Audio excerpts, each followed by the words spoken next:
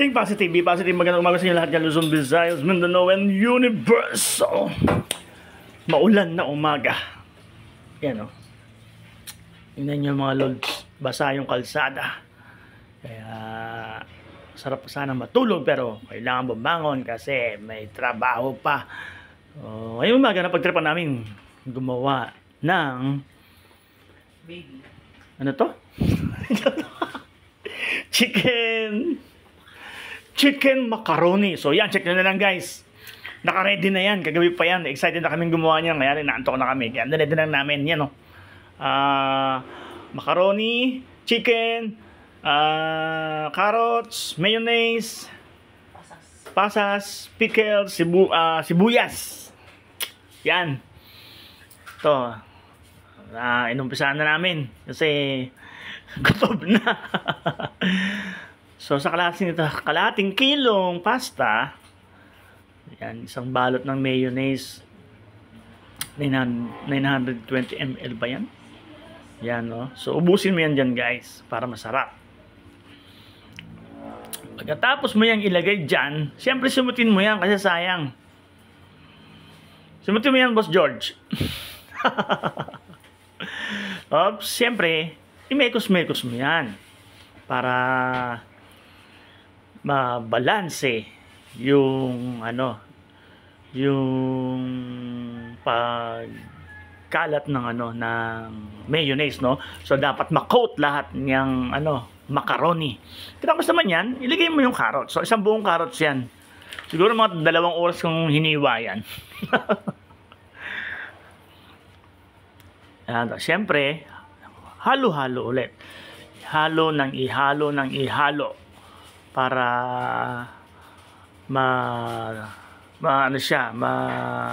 ikalat ba diyan, tamang time diyan, basta. Tapos ilagay mo rin cheese tsaka yung yung pasas. Yan, siyempre mekos ulit para mabalanse ulit. Ewan ko yung tamang, basta ihalo na lang yan. At syempre, lalagyan mo yun ng maraming chicken. Yan, yung chicken na yan, no? Parang gagawa ka ng pastil. Bubuel mo siya, tapos ihihimayin mo yan, no? Hihimayin. Siguro mga 3 oras yan pinakuluan ni, boss. Hindi, 30 minutes lang yan pakuluan. Tapos yun, hihimayin mo yan. Yun yung pinaka challenge i-prepare doon yung chicken. Hihimayin mo siya. Tapos, lalagyan mo siya ng pineapple tidbits. Yan, pineapple tidbits. Pampatamis din yan, mga lods. Yan. So, syempre, kailangan mong ihalo yan. Ihalo. Para yung lasa, para yung lasa niya is mabalanse. Para mabalanse. Yun. Hindi ako makapag-isip ng kasi nagugutom na ako eh. Tapos, siyempre, i-mix. Mekos mo yan. Yun, no? Tapos, yan na. Kasi medyo na-late kami sa sibuyas. Ginamitan na ng food processor. Para mabilis. Yan, sibuyas. Yung pinaka-huli namin nilagay. Yan na yan. 3 pirasong sibuyas. Yan. Sinimutin mo naman, Boss George. Kasi sayang. Oops. Pagka lagay ng sibuyas, siyempre kailangan i-mekos.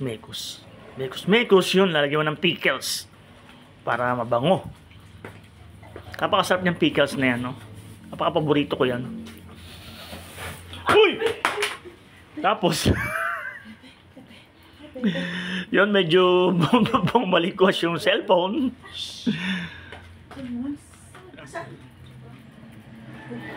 Yan. Pag, 2.5 yan. Abolo ka 2.5. Tapos yan. Ayan na. Napakasarap niyan. Ako hindi ako fan ng, ng mga macaroni. Pero ngayon na-appreciate ko siya. Kasi pag di ko na-appreciate yan, baka basag yung mukha ko. So yun, no. Ay! Nahagip! Ang mukha ng chef. Pero okay lang yan. exposure yan sa kanya. Tinikman ko, yun sarap po. Kailangan masarap. So, guys, hanggang dito na lang kasi kakain pa kami. Yun. See you on my next vlog. God bless po!